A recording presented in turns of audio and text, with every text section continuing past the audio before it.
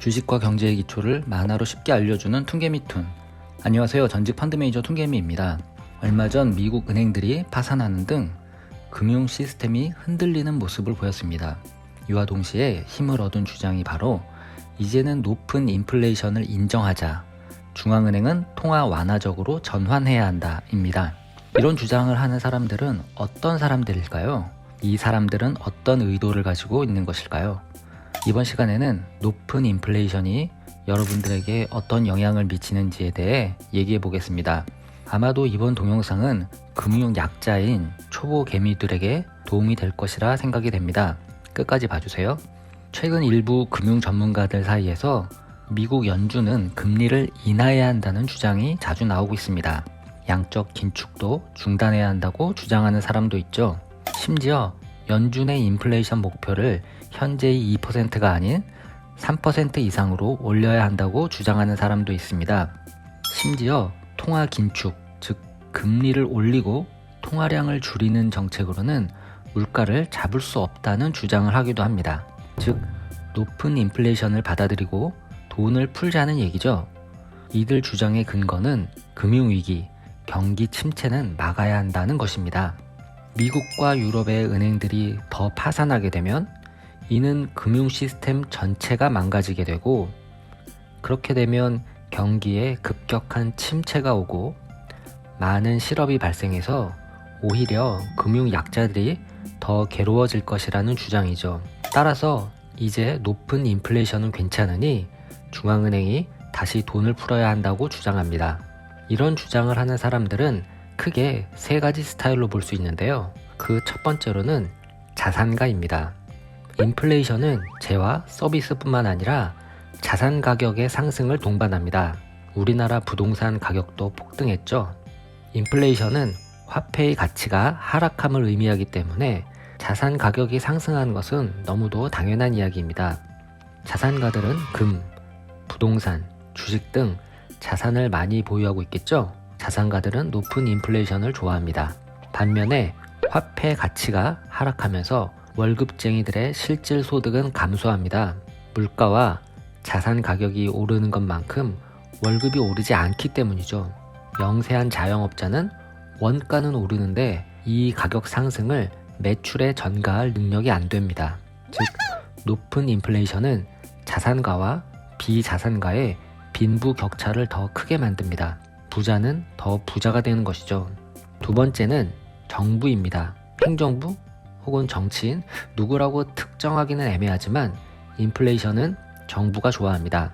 거의 모든 각국 정부들은 경기 침체를 막기 위해 국채를 발행해서, 즉 돈을 빌려서 경기를 부양해 왔습니다.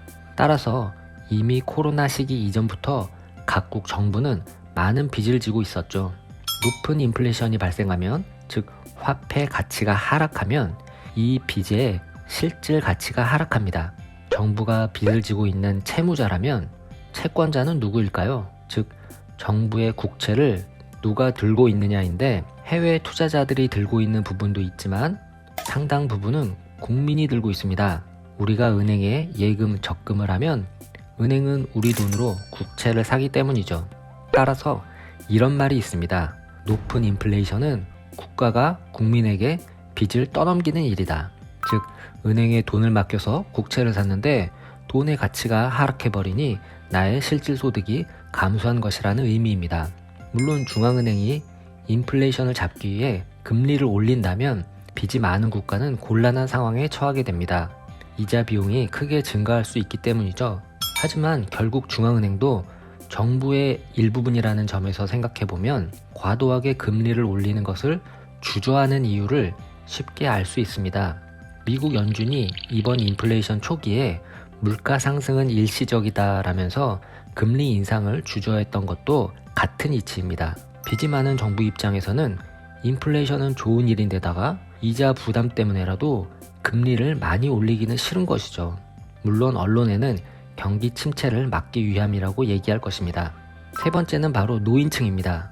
국가의 채무도 결국 갚아야 합니다. 국민의 세금이 필요하죠. 물론 새로운 국채를 발행해서 갚을 수도 있지만 국가 부채가 너무 많으면 그것도 쉽지 않겠죠? 물가가 상승함에도 불구하고 국가가 경기 부양을 계속하면 국가의 부채는 더 많아질 것입니다. 당장은 경기 부양을 하니 좋긴 하죠.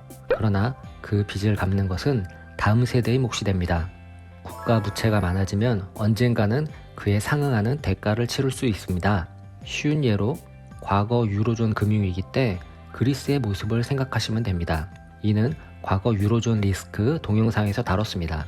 부채가 많은 국가의 젊은 세대는 언젠가는 세금을 더 많이 내거나 경기 둔화가 돼도 더 이상 손 쓸 수 없는 국가 경제를 볼 수도 있습니다. 자국 통화 가치 하락으로 인해 높은 수입 물가를 경험하며 살아갈 수도 있죠. 이상 인플레이션을 좋아하는 세 가지 세력을 말씀드렸습니다. 제가 이 동영상을 만든 이유는 계층 갈등이나 세대 갈등, 정부 불신을 조장하기 위함이 아닙니다. 높은 인플레이션이 지속된다는 것의 의미를 전달하려는 것이 목표입니다. 높은 인플레이션은 빈부의 격차를 더 커지게 하고 국가 재정을 더 방만하게 만드는 유인이 되며 젊은 세대에 경제적인 부담을 넘기는 악영향을 가져오는 것입니다. 부자, 정부, 노인층은 높은 인플레이션을 좋아하고 높은 물가에 대한 내성이 강합니다. 또한 이들은 정치, 경제적으로 영향력을 가지고 있습니다. 최근 각국 정부의 통화 완화적인 모습은 이런 상황을 잘 설명해 줍니다. 마치 인플레이션은 끝난 것인 양 돈을 풀고 있죠. 누가 옳다 그르다, 착하다 나쁘다는 가치 판단을 하자는 얘기가 아닙니다. 단지 이런 과정에서 어떻게 살아갈지, 불평만 할지 아니면 이런 시기를 기회로 이용할 것인지는 여러분의 판단과 노력에 달려 있다는 말씀을 드립니다. 바로 이것이 금융공부가 필요한 이유입니다. 툰개미 유튜브가 함께 하겠습니다. 구독과 좋아요 부탁드립니다. 감사합니다.